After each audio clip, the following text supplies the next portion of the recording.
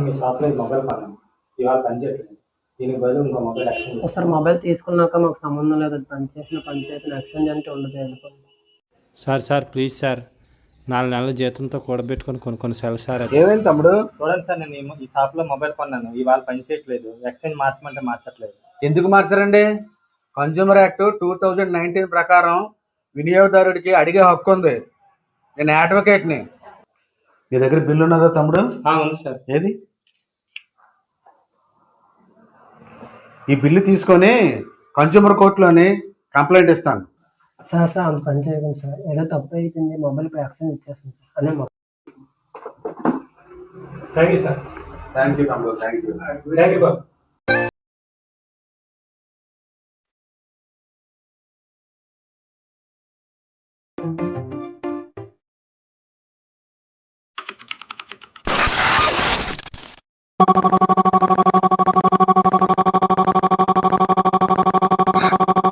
Branded మీరు 70% discount వేస్తున్నారా?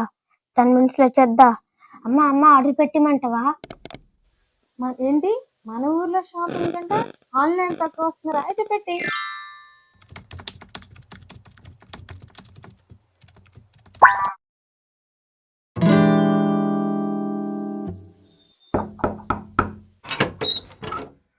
Madam మీకు కొరియర్ వచ్చింది. ఇంత త్వరగానా? నేను మాటలో నిలబడతానండి. అయ్యో థ్యాంక్ యూ.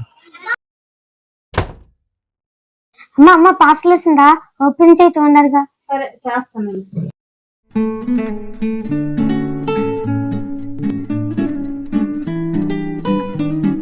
అయ్యి పార్సల్ వచ్చింది, చేసేస్తా.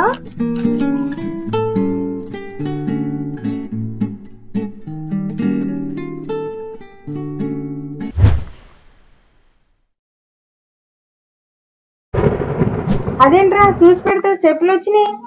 అయ్యో ఇంత మోసమా? ఆగమ్మ కస్టమర్ కేర్ కి ఫోన్ చేస్తాను. అయ్యి చెయ్యమ్మా.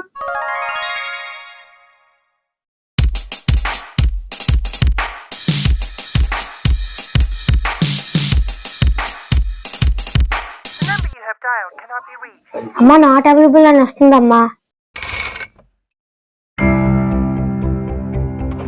కస్టమర్ కేరు లేదు, రిటర్న్స్ లేవు. ఇది ఆన్లైన్ మోసం. బాక్స్ లో బిల్ ఉందా? ఉందండి. ఏది?